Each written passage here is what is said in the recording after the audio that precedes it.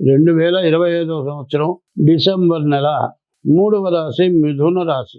ఈ మిథున రాశికి వచ్చేప్పటికల్లా గురువు, కేతువు, రవి, కుజుడు ఈ గ్రహాలు మాత్రమే బాగున్నాయి. 4 గ్రహాలు బాగున్నాయి. శని, రాహువు, కేతువు, శుక్రుడు బాగలేరు. దీనివల్ల వచ్చేటువంటి పరిస్థితి ఏమిటి ఆలోచిద్దాం. గురువు వల్ల విద్య, ఉద్యోగం, విదేశీయానం, ఉద్యోగ ప్రమోషన్లు, చదువులో మంచి ర్యాంక్ రావటం జరుగుతుంది. కేతు వల్ల మీరు ఎంత కష్టపడి చదివారో దానికి తగినంతగా మీరు తగిన సంపాదన సంపాదించగలుగుతారు. తగినట్టుగా పరీక్ష పేపర్ రాయగలుగుతారు. తర్వాత కుజుడు బాగున్నాడు. మీరు జీవితంలో ఇల్లు కొనుక్కోవాలనుకుని ఉంటే ఇల్లు, స్థలము ఖచ్చితంగా కొనుక్కోవడానికి అవకాశం ఉంది. వ్యాపారస్తులకి వ్యాపారం సాగటానికి చాలా బాగా ఉంది. ఈ టైంలో మరి శుక్రుడు, రాహువు, బుధుడు, శని, రాహువు, శుక్రుడు, బుధుడు ఈ గ్రహాలు పూర్తిగా బాగాలేవు. దీనివల్ల మీకు విపరీతమైన సమస్యలు వచ్చినట్టు పోతాయి. చేతిలోకి వచ్చేటప్పటికల్లా ఎదురు చూస్తూ ఉంటుంది ఖర్చు. అది కూడా అనవసరమైన ఖర్చు, దండగా మారి ఖర్చు.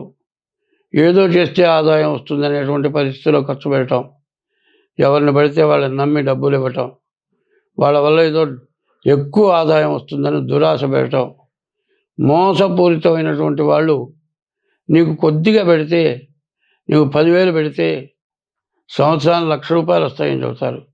ఇట్లాంటి వాటికి మోసపడి బయట ఎవరికైనా డబ్బులు ఇస్తే మీరు పూర్తిగా ఇబ్బంది పడటానికి బాగా అవకాశం ఉంది. మరి ఇటువంటి వాటి నుంచి బయటపడాలి. ఇట్లా బయటపడాలి అంటే మీరు ముందుగా చెప్పాల్సింది ఏమిటంటే, ముందు శుక్రుడు బాగాలేడు, భృగు షట్క దోషం. దీనివల్ల భార్యాభర్తలకు సమస్య. డబ్బులు ఎంతైనా ఉండొచ్చు, ఆస్తి ఎంతైనా ఉండొచ్చు, మీరిద్దరూ ఎంతో అన్యోన్యంగా ఉండొచ్చు. మరి పిల్లల్ని జాగ్రత్తగా చూసుకుంటూ ఉండొచ్చు. తల్లిదండ్రులు, భార్యాభర్తలు ఇద్దరు కూడా తల్లిదండ్రులను కూడా బాగా ప్రేమగా చూస్తూ ఉండొచ్చు. ఎవడో ఒకటి చేరుతాడు, వాడిని శనిగాడు అంటారు. ఇద్దరికి ఏదో తగాదా పెడతాడు, ఏదో ఒక చెప్పరాని మాట చెబుతాడు. ఇక దాంతో మనస్సు వికలమైపోయి ఇద్దరు కూడా విడిపడిపోయే పరిస్థితి పూర్తిగా కనపడుతోంది. మరి ఈ మిథున రాశి వాళ్ళు ఎప్పుడు కూడా భార్యకి భర్త, భర్తకి భార్య ఇద్దరు ఒకళ్ళకి ఒకళ్ళు ఉపయోగపడితేనే ఆ కుటుంబం, ఆ సంసారం బాగుంటుంది. మీరిద్దరూ భార్యాభర్తలు ఇద్దరు సక్రమంగా ఉంటే ఇంట్లో ఉన్న పెద్దవాళ్ళని జాగ్రత్తగా చూస్తారు. తర్వాత పిల్లల్ని కూడా జాగ్రత్తగా వాళ్ళని తీర్చిదిద్ది చదివించి, వాళ్ళు చదువుకున్నది ఇంటికి వచ్చిన తర్వాత చదివారో లేదో పరీక్ష చేసి వాళ్ళ చేత బాగా చదివించి పిల్లల్ని అభివృద్ధి తెచ్చుకోవటం.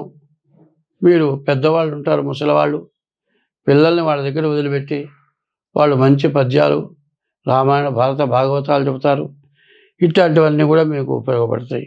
ఇట్లాంటి పరిస్థితుల నుండి ఈ భృగు షట్క దోషం పూర్తిగా పెద్ద సమస్య తెచ్చిపెట్టడానికి బాగా అవకాశం కనబడుతుంది. కాబట్టి మీరు భార్యాభర్తలు ఇద్దరు కూడా చాలా జాగ్రత్తగా ఉండటమే కాక మీ ఇద్దరి జాతకాలు కూడా చూపించుకోండి. మీ ఇద్దరి జాతకాలు చూపించుకొని దానికి ఏదైనా దోషం ఉంటే దానికి పరిహారం చేసుకోండి. ఒకటి మీకు చెప్పేది, ఉప్పు కారం వేసుకొని తిన్నా కూడా కాపరం గుట్టు అని ఉంది, బయట చెప్పకూడదు. రోగం రట్టు అని ఉంది. మనకి ఏదైనా రోగం ఉంటే 10 మందికి చెప్పాలి. చెబితే ఒకళ్ళు కాకపోతే ఒకళ్ళైనా తగ్గని వ్యాధి తగ్గుతుంది. రోగం 10 మందికి చెప్పాలి.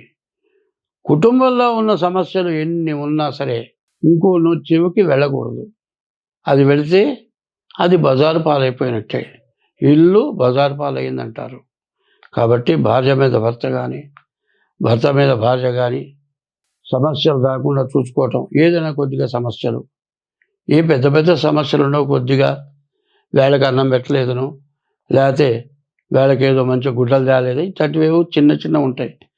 దాటిని పెద్దవి చేసుకొని గందరగోళం చేసుకుంటే మరి ఇప్పుడు ఉన్న పరిస్థితి ఏమిటంటే దాదాపుగా ఎట్లా ఉందంటే, చిన్న చిన్న పిల్లలు చదువుకొని ఉద్యోగం చేస్తూ అహంకారం పెరిగి కోర్టుకెక్కి డైవర్స్ తీసుకొని మరి పెళ్లి చేసుకున్న వాడి దగ్గర లక్షలు వసూలు చేసి తర్వాత ఆడపిల్లలు తగ్గి మగపిల్లలు పెరిగి సమస్యలు ఎక్కువైపోయి చాలా బాధలు పడుతూ ఇక పెళ్ళే వద్దు, పెళ్ళే చేసుకోకూడదు, కష్టపడి సంపాదించింది కాక మా తల్లిదండ్రులు సంపాదించి ఇచ్చింది కూడా తెగనమి వీళ్ళకి పెట్టి బజారు పాలైపోయినాం, ఇక పెళ్ళి వద్దు అని మగవాళ్ళు అనుకోవటం. ఈ ఆడమనిషి ఇంత గందరగోళం చేసుకొని ఈ కోర్టులో చేయలే లోపల దాదాపు యుక్త వయసు అయిపోతుంది. ఈ యుక్త వయసు అయిపోయిన తర్వాత మళ్ళీ పెళ్లి చేసుకున్నా సంతానం కలగటం కష్టమే. మరి డబ్బు ఏం చేసుకుంటాం?